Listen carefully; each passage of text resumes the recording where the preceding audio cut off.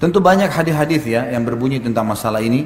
Misalnya kalau ibu-ibu itu ada hadis Nabi SAW, wanita ahli surga, wanita yang kalau dia salah atau suaminya salah, dia akan datang memegang tangan suaminya lalu berkata, saya tidak bisa tidur kalau kau belum ridho.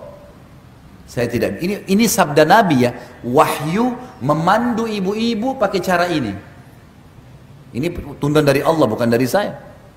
Wanita ahli surga, wanita yang kalau dia salah atau suaminya salah, dia datang memegang tangannya sambil mengatakan, saya nggak bisa tidur kalau kau tidak ridho. Ternyata ini secara zahir hadisnya, bisa saja ibu-ibu bilang, kok kesannya suami salah saya yang harus minta maaf ya.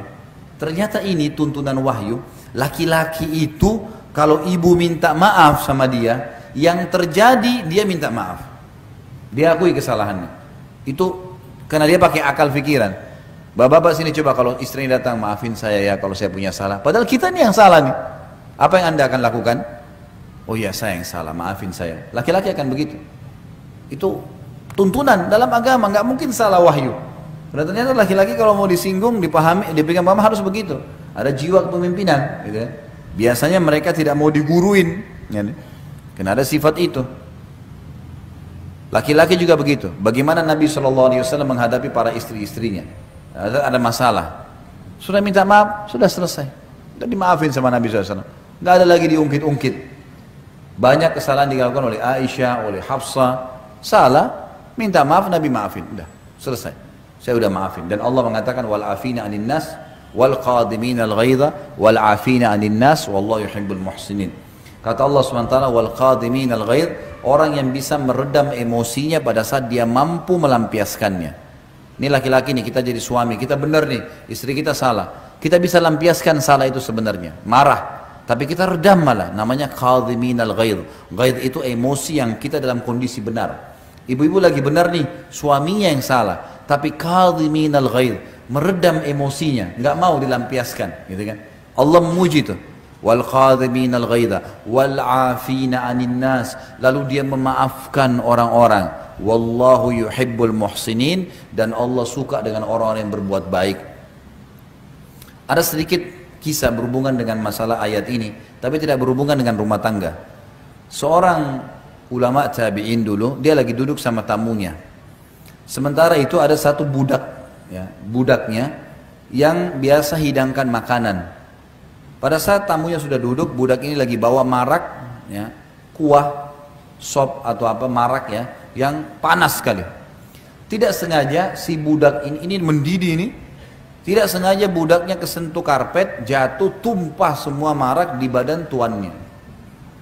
Bayangin nih, kuah panas tumpah. Kalau agama yang menjadi landasan kita, Bapak Ibu sekalian, emosi terkontrol, ya. Semua pemasukan, pengeluaran, tatapan mata, ucapan yang diucapin, tangannya, semuanya itu terkontrol. Bayangin dalam kondisi tumpah sebadan kuah marak yang panas. Apa yang terjadi? Si budak ini tahu pasti tuannya akan marah, manusiawi.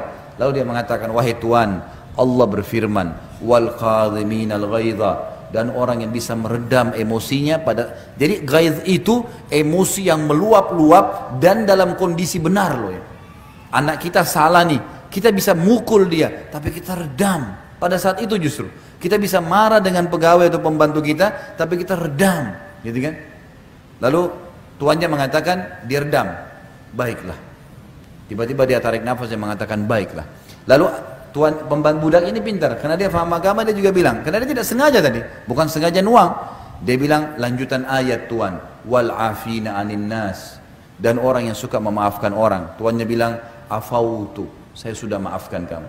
Lalu dilanjutkan kata budaknya, dan Allah berfirman Tuhan penutupan ayat, wallahu yuhibbul muhsinin, Allah suka orang yang berbuat kebaikan. Kata tuannya, kau saya bebaskan dari keterbudakan.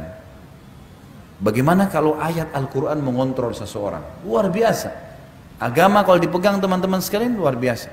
Dan Allah itu maha mengetahui, maha jeli, lembut, tahu semuanya. فَمَنْ يَعْمَلْ مِثْقَالَ ذَرَّةٍ خَيْرًا يَرَى, siapa yang berbuat seperti biji sawi dari kebaikan, dia pasti lihat, pasti ada balasannya. Wa may ya'mal mithqala dzarratin syarran yara. Siapa yang berbuat seperti biji sawi keburukan, pasti dia lihat hukumannya. Memaafkan orang. Kalau kita maafkan orang lain, sementara dia belum minta maaf sama kita. Ada orang fitnah, ada orang ghibah. Itu perintah agama.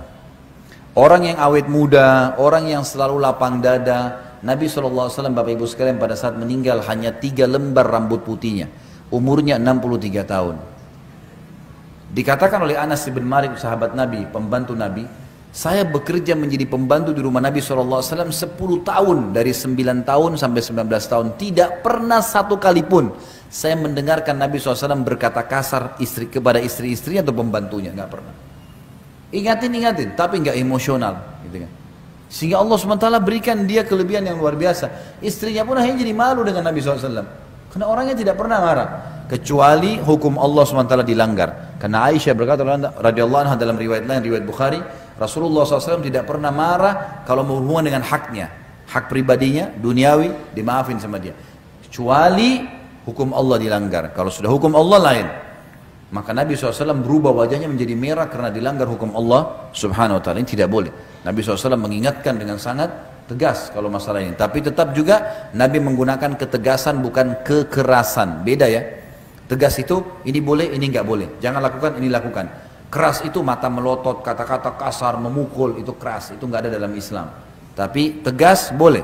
Ini boleh, ini nggak boleh. Ini boleh, ini nggak boleh. Ini saya suka, ini saya nggak suka. Jadi jelas semuanya. Gitu ya.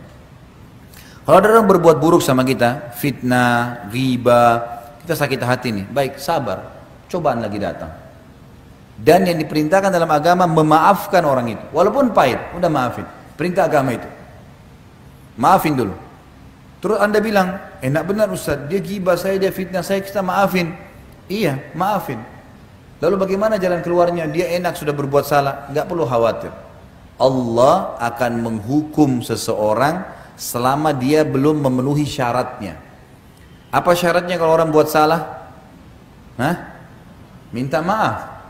Kalau kita maafkan sebelum dia minta maaf, kita dapat pahala, meredam hati kita dari penyakit-penyakit hati, kita bisa legah tidur, bisa legah makan, tapi dia tetap dihukum sama Allah kalau dia tidak minta maaf. Karena ada hukuman di situ. Kecuali dia minta maaf, nah itu lain. Makanya kita disuruh maafin. Sudahlah, legohon saja. Tenang aja, gitu kan? Maafin orang lain, maka akan tenang hidup itu. Gak ada makanan, ya sudahlah. Gak ada makanan. Saya pulang ke rumah, ada makanan? Nggak ada, tadi nggak masak. Bisa saya beliin di sebelah padang? Beli aja, nggak apa-apa. Nggak masak. Makanan. Mau ribut gara-gara tidak masak? Sudahlah, maafin. Asal jangan juga istri ini setiap saat tidak masak juga. Akhirnya suaminya mungkin mau cobain masakannya yang jadi masalah. Selama urusan dunia, toleransi saja. Maafin. Kan gitu. Tapi kalau urusan agama nggak boleh. Nggak pakai jilbab, nggak tutup aurat, nggak sholat, nggak jalani kewajiban. Nah ini lain.